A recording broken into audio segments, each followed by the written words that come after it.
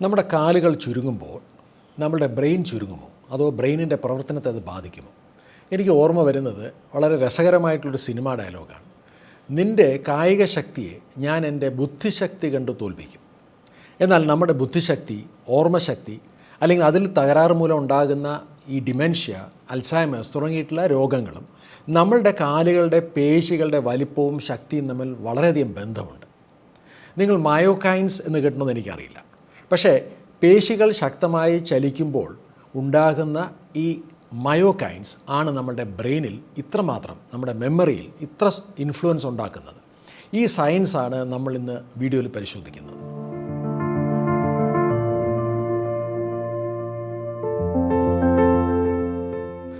രണ്ട് പ്രധാനപ്പെട്ട സ്റ്റഡീസ് ഉണ്ട്.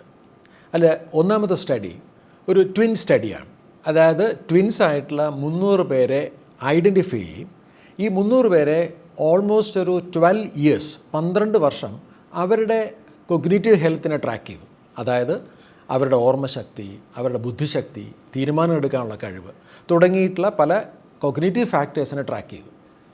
ഇതിനകത്ത് ഈ ലോവർ ബോഡി ഫോക്കസ്ഡ് ആയിട്ടുള്ള എക്സസൈസ്, അതായത് കാലുകളുടെ പേശികളുടെ സ്ട്രെങ്ത്തും അതിൻ്റെ വലിപ്പവും അത് എക്സസൈസുകൾ കൂടുതൽ ചെയ്യുന്ന ആൾക്കാരിൽ 12 വർഷത്തിന് ശേഷം അവരുടെ കൊഗ്നിറ്റീവ് സ്കോറിൽ സിഗ്നിഫിക്കൻ്റ് ആയിട്ടുള്ള വ്യത്യാസം, അതായത് അവരുടെ വ്യായാമവും അവരുടെ ബുദ്ധിശക്തിയും തമ്മിൽ വളരെ ശക്തമായിട്ടുള്ള ഒരു കണക്ഷൻ, ഒരു അസോസിയേഷൻ പ്രൂവ് ചെയ്യാൻ സാധിച്ചു. രണ്ടാമത്തെ സ്റ്റഡി ഒരു 6 മന്ത് സ്റ്റഡിയാണ്. 55 വയസ്സ് കഴിഞ്ഞ 200 പേര്. ഈ 200 പേരിൽ അവർക്ക് ഓൾറെഡി തന്നെ കുറച്ച് കൊഗ്നിറ്റീവ് ഡിക്ലൈനും അതുപോലെ തന്നെ പ്രീ ഡിമെൻഷ്യ സ്റ്റേജസ് ഉള്ള 200 പേരാണ്. 200 പേരെ 2 ഗ്രൂപ്പായിട്ട് ഡിവൈഡ് ചെയ്തു. 100 വരുന്ന 2 ഗ്രൂപ്പാണ്. ഒരു ഗ്രൂപ്പിൽ വളരെയധികം റെജിമെൻറ്റഡ് ആയിട്ടുള്ള ലോവർ ബോഡി സ്ട്രെങ്തനിങ് എക്സസൈസ് കൊടുത്തു. അതായത് ഇപ്പോൾ സ്ക്വാട്ട് ആയിരിക്കാം, ലെഗ് പ്രസ് ആയിരിക്കാം, ലഞ്ചസ് ആയിരിക്കാം തുടങ്ങിയിട്ടുള്ള വളരെ സ്പെസിഫിക് ആയിട്ടുള്ള കാലുകളുടെ പേശികളുടെ ശക്തിയും വലിപ്പവും കൂട്ടുന്ന എക്സസൈസസ് ഒരു ഗ്രൂപ്പിന് കൊടുത്തു. മറ്റേ ഗ്രൂപ്പിന് സാധാരണ സ്ട്രെച്ചിങ് എക്സസൈസ് മാത്രമേ കൊടുത്തുള്ളൂ. 6 മാസത്തിന് ശേഷം ഈ ലെഗ് സ്ട്രെങ്തനിങ് എക്സസൈസ് ചെയ്ത ഗ്രൂപ്പുകളുടെ അവരുടെ കൊഗ്നിറ്റീവ് ഹെൽത്തിൽ, അവരുടെ ഡിമെൻഷ്യ റിലേറ്റഡ് ആയിട്ടുള്ള കൺസേൺസിൽ വളരെയധികം കാതലായിട്ടുള്ള മാറ്റം കണ്ടെത്താൻ സാധിച്ചു.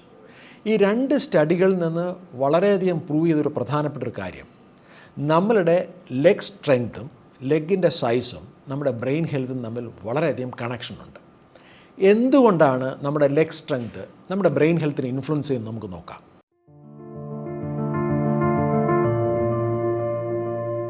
നമ്മളുടെ പേശികൾ ശക്തമായി ചുരുങ്ങുകയും വികസിക്കുകയും ചെയ്യുന്ന സമയത്ത് പേശികളുടെ ഫൈബേഴ്സ് ഉണ്ടാക്കുന്ന ഒരു മോളിക്കുലാർ സിഗ്നലിംഗ് പ്രോട്ടീനാണ് ഈ മയോകൈൻസ് എന്ന് പറയുന്നത്. ഈ മയോകൈൻസ് ഏകദേശം 650 പരം മയോകൈൻസിനാണ് ഇന്ന് നമ്മൾ കണ്ടെത്തിയിരിക്കുന്നത്. ഈ മയോകൈൻസിന് വളരെ സ്പെസിഫിക് ആയിട്ടുള്ള സിഗ്നിഫിക്കൻ്റ് ആയിട്ടുള്ള റോൾ നമ്മുടെ ഹെൽത്തിലുണ്ട്. അതിൽ ഏറ്റവും പ്രധാനപ്പെട്ട ഒരു റോൾ, ഈ മയോകൈൻസ് നമ്മുടെ ശരീരത്തിലെ എല്ലാ ഓർഗൻസുമായിട്ട് സംസാരിക്കാൻ മാത്രമല്ല, ഓർഗൻസിനെ റീജനറേറ്റ് ചെയ്യാനായിട്ട്, അതായത് അതിനകത്തുള്ള മൂലകോശങ്ങളെ ആക്ടിവേറ്റ് ചെയ്ത് ഓർഗൻസിനെ റീജനറേറ്റ് ചെയ്യാൻ ഹെൽപ്പ് ചെയ്യും. അതുപോലെ തന്നെ ചില മയോകൈൻസ്, ഇപ്പോൾ ഇൻ്റർലൂക്കിൻ 6 എന്ന പേരിലുള്ള മയോകൈൻസ് വളരെ ആൻറ്റി ഇൻഫ്ലമേറ്ററിയാണ്. അതായത് ശരീരത്തിലെ ഇൻഫ്ലമേഷൻ കുറയ്ക്കാനും ക്യാൻസർ പോലുള്ള രോഗങ്ങളെ പ്രതിരോധിക്കാനുള്ള കഴിവ് മയോകൈൻസിനുണ്ട്.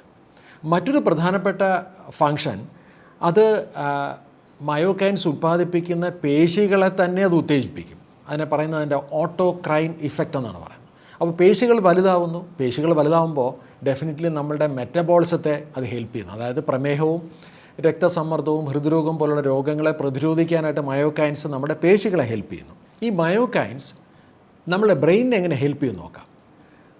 മയോകൈൻസ് ബ്ലഡിൽ കൂടെ ട്രാവൽ ചെയ്ത് നമ്മുടെ ബ്രെയിനിലെ ബ്ലഡ് ബ്രെയിൻ ബാരിയർ ക്രോസ് ചെയ്യും. അതായത് നമ്മുടെ ബ്ലഡിലുള്ള എല്ലാ വസ്തുക്കൾക്കും ബ്രെയിനിലോട്ട് കടന്നെത്താൻ കഴിയില്ല. അതിനൊരു ഫിൽറ്ററിങ് മെക്കാനിസം ഉണ്ട്. ബട്ട് ഇൻട്രസ്റ്റിംഗ്ലി മയോകൈൻസിന് ഈ ഫിൽറ്ററിങ് മെക്കാനിസത്തെ ക്രോസ് ചെയ്ത് നമ്മുടെ ബ്രെയിനിലെത്താൻ സാധിക്കുന്നു.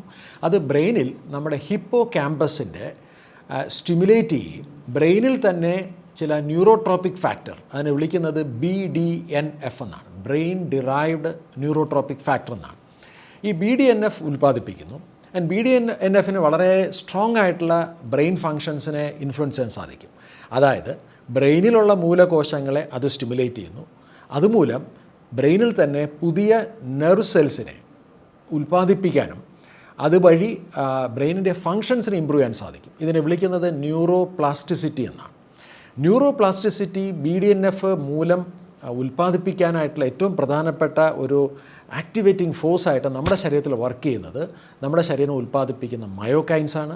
ആ മയോകൈൻസ് പ്രധാനമായിട്ടും വരുന്നത് കാലുകളുടെ പേശികളിൽ നിന്നാണ്. ഇപ്പം നമ്മൾ സംസാരിച്ച BDNF, അതിൻ്റെ ലോ ലെവൽസ്, അതിൻ്റെ കുറഞ്ഞ ലെവൽസ് നമ്മുടെ തലച്ചോറിൻ്റെ പ്രവർത്തനത്തിലെ പല കണ്ടീഷൻസുമായിട്ട് അസോസിയേറ്റ് ആണ്. ഇപ്പോൾ ഉദാഹരണം നോക്കിക്കഴിഞ്ഞാൽ അൽസൈമേഴ്സ് ഡിസീസ്, അതുപോലെ തന്നെ പാർക്കിൻസൺസ് ഡിസീസ്, ഡിപ്രഷൻ, അതുപോലെ കൊഗ്നിറ്റീവ് ഡിക്ലൈൻ തുടങ്ങിയിട്ടുള്ള പല കണ്ടീഷൻസിലും low levels of BDNF report ചെയ്യപ്പെട്ടിട്ടുണ്ട്. ഈ BDNFന് സ്റ്റിമുലേറ്റ് ചെയ്യാനായിട്ട് മയോകൈൻസ് മാത്രമല്ല ഹെൽപ്പ് ചെയ്യുന്നത്. സാധാരണ നമുക്ക് എല്ലാവർക്കും ഒരുപക്ഷെ അറിയാമായിരിക്കും, അതിന് ഏറ്റവും കൂടുതൽ ഇൻഫ്ലുവൻസ് ചെയ്യുന്ന മറ്റൊരു പോഷക വസ്തു വൈറ്റമിൻ D ആണ്. അതുപോലെ ചില B വൈറ്റമിൻസ്, omega-3 തുടങ്ങിയിട്ടുള്ള പോഷകങ്ങൾക്കും BDNFൻ്റെ ഉൽപ്പാദനവുമായിട്ട് വളരെ ശക്തമായിട്ടുള്ള ബന്ധമുണ്ട്, അതിനെ ഇൻഫ്ലുവൻസ് ചെയ്യാറുണ്ട്.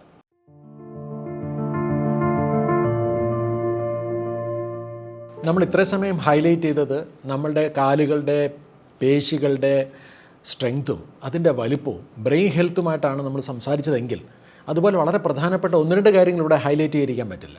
ഒന്ന്, ഒരുപക്ഷെ നിങ്ങൾ മനസ്സിലാക്കിയിട്ടുണ്ടാവും, 75 വയസ്സ് കഴിഞ്ഞ ആൾക്കാരിൽ 5-1 മരണകാരണം എന്ന് പറയുന്നത് ഫാൾ ഇഞ്ചുറീസാണ്. അതായത് വീഴ്ച മൂലമുണ്ടാകുന്ന ഫ്രാക്ചർ, അതുപോലെ സ്ഥിരമായി കിടപ്പിലാകുക തുടങ്ങിയിട്ടുള്ള പ്രശ്നങ്ങളാണ്. ഒന്ന് ആലോചിച്ച് നോക്കിക്കഴിഞ്ഞാൽ അവിടെയും ഏറ്റവും കൂടുതൽ ഇമ്പോർട്ടൻസ് കൊടുക്കേണ്ടത് ഒരുപക്ഷെ നമ്മുടെ കാലുകളുടെ ശക്തികൾക്കും ചലനങ്ങളാണ്. അപ്പോൾ അതുകൊണ്ട് അവിടെ വേണ്ടി വരുന്ന മൊബിലിറ്റി എക്സസൈസസ്, ബാലൻസിങ് എക്സസൈസസ്, അതും കാലുകളുമായിട്ട് ബന്ധപ്പെട്ടൊന്നാണ്. മറ്റൊന്ന്, നമ്മളുടെ കാലുകളുടെ പേശികളും നമ്മളുടെ മെറ്റബോളിസവുമായിട്ടുള്ള ബന്ധമാണ്. നമ്മുടെ ശരീരത്തിലെ ഏറ്റവും പ്രധാനപ്പെട്ട മെറ്റബോളിക് ഓർഗൻ പേശികളാണ്. പേശികളുടെ വലിപ്പത്തിനനുസരിച്ചിട്ടാണ് നമ്മുടെ ശരീരം മെറ്റബോളിസം, പ്രത്യേകിച്ചും ഗ്ലൂക്കോസ് മെറ്റബോളിസത്തിനെ കൺട്രോൾ ചെയ്യുന്നത് ശരീരത്തിലെ പേശികളാണ്. നമ്മൾ കഴിക്കുന്ന ഭക്ഷണത്തിലെ അന്നജത്തിനെ സ്വീകരിക്കുന്ന ഏറ്റവും പ്രധാനപ്പെട്ട ഓർഗനും പേശികളാണ്. ഒരുപക്ഷെ അത് പേശികൾ മൂലം നമുക്ക് ഇമ്പ്രൂവ് ചെയ്യാൻ സാധിച്ചാൽ insulin resistance, pre diabetes, fatty liver disease, അതുപോലെ തന്നെ PCOD തുടങ്ങിയിട്ടുള്ള പല രോഗങ്ങളെ പ്രതിരോധിക്കാൻ സാധിക്കും.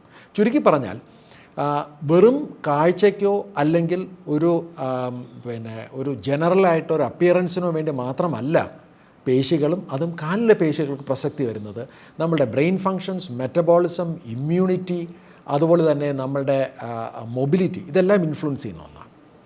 കാലുകളുടെ പേശികളെ സംബന്ധിച്ചാണെങ്കിൽ വളരെ സ്പെസിഫിക് ആയിട്ട് ചില വ്യായാമങ്ങൾ നമ്മൾ പരിശീലിപ്പിക്കേണ്ടതായിട്ടുണ്ട്, അല്ലെങ്കിൽ നമ്മൾ പഠിച്ചെടുക്കേണ്ടതായിട്ടുണ്ട്. ഒരുപക്ഷെ നിങ്ങൾക്ക് വളരെ ഈസി ആയിട്ട് നിങ്ങളുടെ വീടുകളിൽ തന്നെ ചെയ്യാവുന്ന ഏറ്റവും പവർഫുള്ളായിട്ടുള്ള ഒരു ലെഗ് സ്ട്രെങ്തനിങ് എക്സസൈസാണ് സ്ക്വാറ്റ്. പലതരത്തിലുള്ള സ്ക്വാറ്റുകളുണ്ട്. ഒരു പെയർ ഓഫ് ഡംബൽസോ കെറ്റിൽ ബെൽസോ ഉപയോഗിച്ചുകൊണ്ട് നിങ്ങളുടെ രാവിലെ ചെയ്യുന്ന സ്ക്വാറ്റ് എക്സസൈസ് ഇൻഫാക്റ്റ് നോക്കിക്കഴിഞ്ഞാൽ നിങ്ങളുടെ ബ്രെയിൻ ഹെൽത്തും കൂടെ തന്നെയല്ലേ ഇൻഫ്ലുവൻസ് ചെയ്യുന്നത്.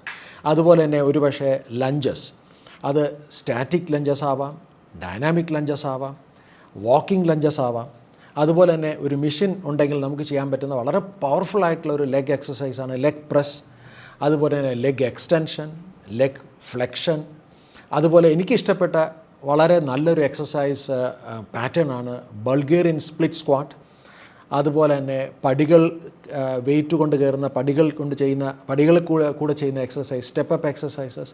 ഇത്തരത്തിലുള്ള നിരവധി ലെഗ് എക്സസൈസുകൾക്ക് നമുക്ക് നമ്മളുടെ ഡെയിലി റുട്ടീനകത്ത് അറ്റ്ലീസ്റ്റ് ആഴ്ചയിൽ ഒരു 3 ദിവസത്തെ നമ്മുടെ റുട്ടീനകത്തെങ്കിലും പ്രസക്തിയുണ്ട്.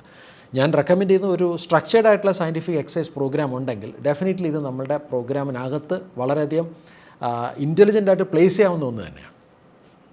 അതുകൊണ്ട് പേശികളെ നമ്മുടെ ശരീരത്തിലെ ഏറ്റവും പ്രധാനപ്പെട്ട ഒരു കൊഗ്നിറ്റീവ് ഓർഗനായിട്ട് കൺസിഡർ ചെയ്യാം, സെക്കൻഡ് ടു ബ്രെയിൻ.